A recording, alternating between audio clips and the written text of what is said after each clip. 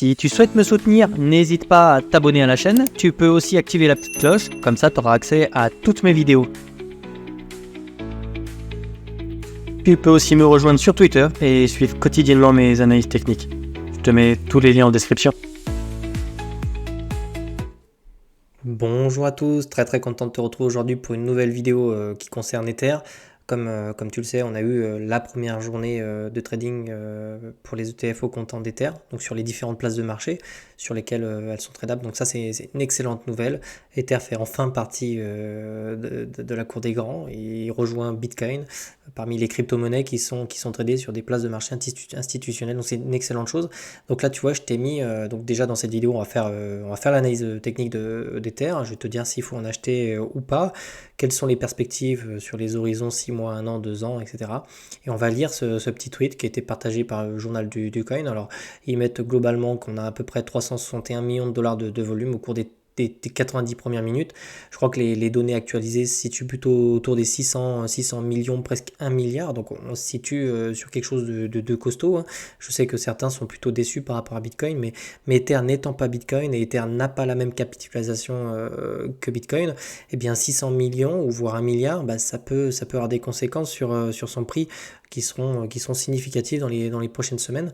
Donc là, tu vois, c'est 240 fois plus qu'un ETF qui avait été distribué sur la place de marché BlackRock. Donc on est sur quand même quelque chose de plutôt très cool, de très positif pour Ether. Ok. Donc on va commencer à faire son analyse technique. Ça fait un petit moment que je ne l'ai pas faite. Ça va être un peu un gros point. Donc, ce qui se passe aujourd'hui, c'est qu'on est au-dessus des 38,2. Donc, le niveau des 38,2, le niveau que tu vois là, c'est pour ça que je te disais qu'ici, c'était très intéressant d'acheter tout ce qui retournait sur ce support-là. On voit qu'il est venu tenir à 2 reprises. Ok, 38,2 qui signifie qu'on est toujours sur une tendance haussière sur le moyen long terme. Ok. En ce qui concerne le momentum actuel, on est sur une perte de momentum. C'est-à-dire que pour le moment, on a un Ether qui consolide. Il consolide parce qu'on a eu 2 news. On a eu, je crois, l'approbation des Ethers, des ETF ici, là, tu vois. Donc on a eu vraiment cette conne-là qui est vraiment venue retourner cette dynamique baissière. Donc pour le moment, on est vraiment occupé à essayer de construire quelque chose de durable sur ces niveaux-là. Donc on aimerait vraiment s'affranchir en fait des 3800 dollars pour ensuite venir chercher probablement l'ATH dans la foulée. Ok. Pour le moment, on n'est toujours pas là. On est vraiment en train de construire quelque chose. On a vraiment un RSI qui perd du momentum. Sur MACD, c'est un peu moins vilain. On commence à essayer de construire quelque chose. On aimerait vraiment retrouver un MACD qui recrosse les zéros. Ce qu'il faut savoir également, c'est qu'on a eu beaucoup d'outflow concernant Grayscale. On a Grayscale. Alors, je vais vous montrer ça tout de suite. Hop. Ici, vous voyez, on a la participation d'Ether, de TH qui sont dans l'institution Grayscale. Donc, je pense qu'ils sont en train de vendre une partie de leurs Ethers parce qu'en fait, les frais de transaction sont nettement plus chers chez Grayscale.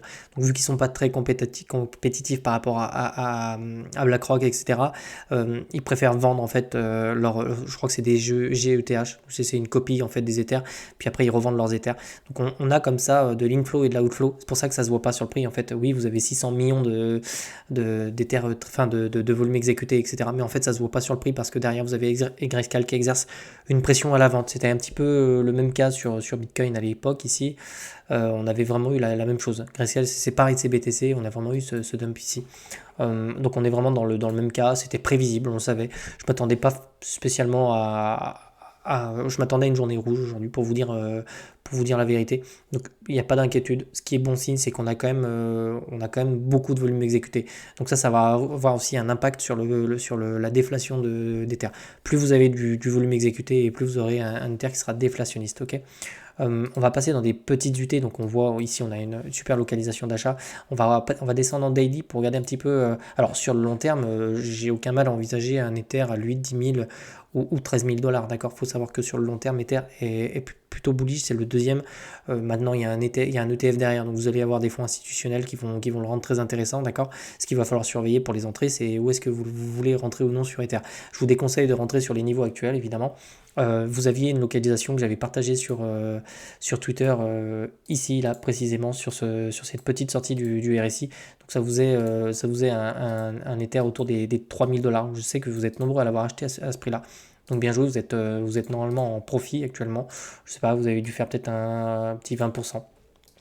Donc sur ces niveaux-là, je vous déconseille bien sûr d'acheter. Également, on a l'air d'être projeté sur une zone Fibo importante. Je vais vous la mettre ici, mais les 61,8 sont une zone de rejet, une zone de short. On n'a pas l'impression de vouloir y rester, donc il y a probablement une espèce de sell the news et la pression vendeuse sur Grayscale nous permet pas de nous affranchir de ces niveaux-là. Donc vraiment, ce qu'on veut, c'est vraiment venir chercher, toujours pareil, dans une zone Fibo, je vais vous la tracer. Donc on va peut-être plutôt aller chercher le first stop dans un premier temps. Donc je vais virer ça. Ensuite, on passera sur la dominance. Donc autour des 3200, ce serait peut-être bien d'essayer de trouver un petit bottom pour ensuite venir s'affranchir des différents niveaux. Ce sera autour des 3600 $. Ensuite, vous viendrez chercher les 3900 $. Donc ça, c'est les targets à la hausse. Si vous affranchissez de ça, vous venez chercher les 3900. Si vous affranchissez les 30 900, vous venez chercher la TH. Ok. Donc ça, c'est premier scénario plutôt bull. Ok. Va falloir pour ça qu'on continue à avoir une dynamique haussière. Pour l'instant, dans daily, sur le RSI, c'est bon. Sur le MACD, ici, on continue à corriger. Donc, si toutefois on revient chercher les 38,2, il faudra voir si on ne vient pas les casser pour revenir chercher les targets un petit peu plus basses. Mais ça va dépendre. Ça va dépendre notamment des AT sur BTC et du dollar index, etc. Ok. Rien de plus à dire. Sur des petites unités de temps, donc sur du 4 heures, on est toujours en train de perdre le momentum. Donc, c'est-à-dire que vous avez plutôt une pression à la vente qu'à l'achat. On le voit ici, on a vraiment eu ce petit canal. Donc d'ailleurs, si je vous le trace, on le voit plutôt bien ici. On est dans un tunnel plutôt haussier, tandis que sur le RSI, on est plutôt en train de faire quelque chose de baissier. Sur MACD, on a une petite information contradictoire. On a plutôt un MACD qui essaie de se reprendre. Donc vous voyez, c'est intéressant d'avoir deux indicateurs de momentum qui peuvent des fois ne pas vous donner la même information. Donc sur MACD, j'aimerais vraiment qu'on recrosse les zéros pour commencer à en tirer des conclusions. Ok. On va passer, alors quoi qu'il arrive, vous connaissez mon avis, c'est plutôt bon signe pour l'avenir sur Ether. Deuxième chose très très intéressante, c'est la dominance d'Ether. Ici, vous voyez, on est en train de reprendre du momentum et ce qu'on est en train de voir, c'est particulièrement beau. C'est vraiment très très beau. On va passer en daily. On a vraiment eu cette grosse dynamique baissière sur Ether, on la voit vraiment là. Hein. Et là, le fait d'essayer de repasser de l'autre côté de cette trend, alors je vais essayer de me mettre en weekly, peut-être ce sera peut-être plus parlant. Hop. Nous, ce qu'on voudrait vraiment, c'est vraiment retourner cette dynamique baissière. Donc on a vraiment cette trend qui est baissière. Ici, il serait vraiment intéressant, on a l'air de vouloir le faire parce que ici je vais vous le noter. Donc pour information, le TH dominance c'est important. Ça vous donne en fait le rapport de force d'Ether contre toutes les altes.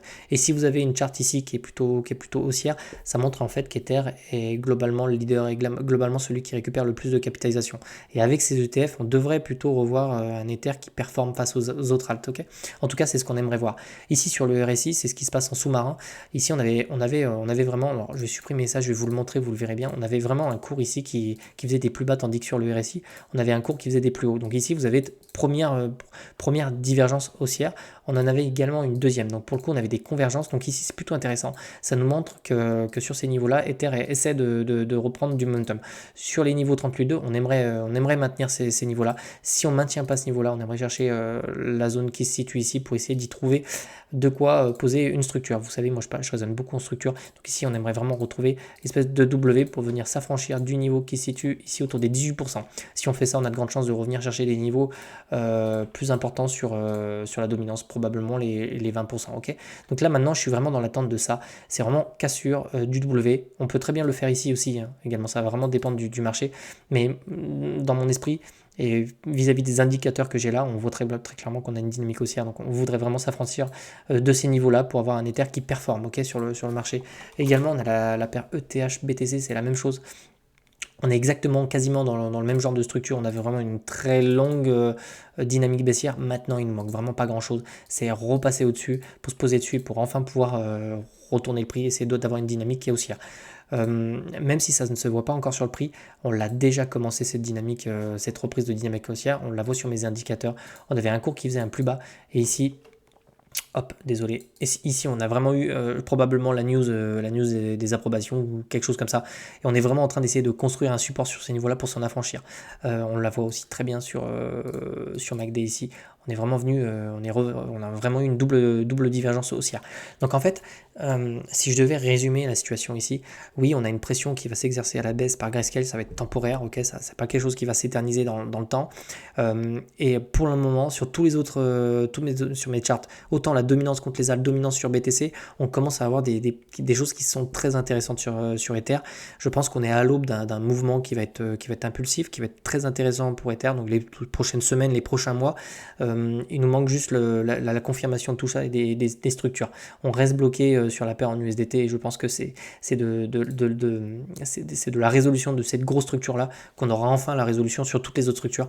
Globalement, c'est plutôt boule. Voilà. Donc on va vraiment, quoi qu'il arrive, le fait d'avoir des Ethers qui sont approuvés maintenant, on va avoir des fonds institutionnels, ça va vraiment nous permettre d'avoir une déflation constante, un peu plus forte, et puis des fonds qui seront importants, donc un prix qui forcément va prendre un Ether qui va prendre de la valeur dans les prochaines semaines, prochains mois.